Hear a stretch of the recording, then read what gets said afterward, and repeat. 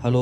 Electric charge and field में हम लोग इलेक्ट्रिक चार्ज के बारे में पिछले वीडियो में कुछ बातें समझे थे। इस वीडियो में हम लोग कुछ और कॉन्सेप्ट देखेंगे फिजिक्स के फंडे इलेक्ट्रिक चार्ज एंड फील्ड के, जिसमें आप देखेंगे कि मान लीजिए मैंने कोई मास m1 की एक बॉडी ली और दूसरी मास m2 की दूसरी बॉडी ली। दोनों को जब मैंने रब किया, फ्रिक्शन कराया, तो इलेक्ट्रॉन इस वाली बॉडी से निकल के m1 से m2 में गए। सपोज दैट तो मास m1 वाली जो बॉडी है उस पर पॉजिटिव चार्ज आ गया, क्योंकि उससे इलेक्ट्रॉन निकल के m2 पे गए हैं।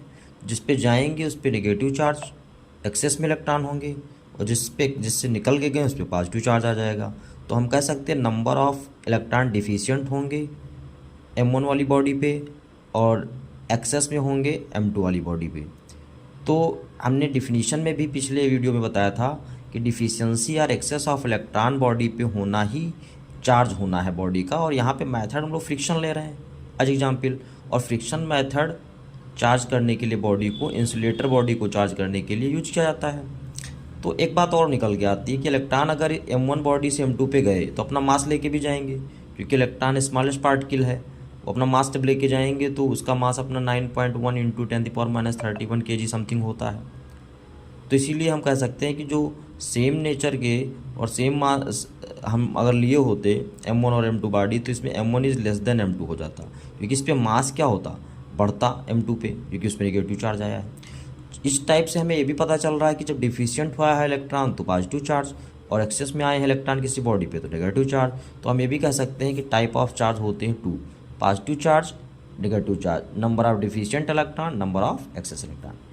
इलेक्ट्रॉन एसआई यूनिट है, ठीक है, और ये फिजिकल प्रॉपर्टी है मैटर की, जो कि हम पिछले वीडियो में भी डिस्कस किए थे। अब हम लोग चार्ज की यूनिट जो स्पेशल है उस पर हम बात करेंगे।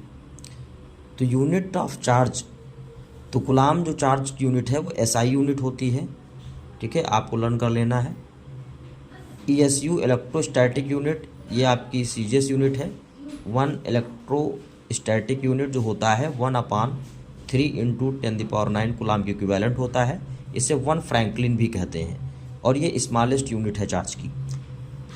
नेक्स्ट आप देखेंगे 3rd इलेक्ट्रोमैग्नेटिक यूनिट भी होती है चार्ज की, जो 1 EMU जो है 10 कूलाम के इक्विवेलेंट होता है। और फैराडे यूनिट होती है चार्ज की, ठीक है, इसको लार्जेस्ट यूनिट ऑफ चार्ज भी बोलते हैं। 1 फैराडे इक्वल टू 96,500 कूलाम होता है।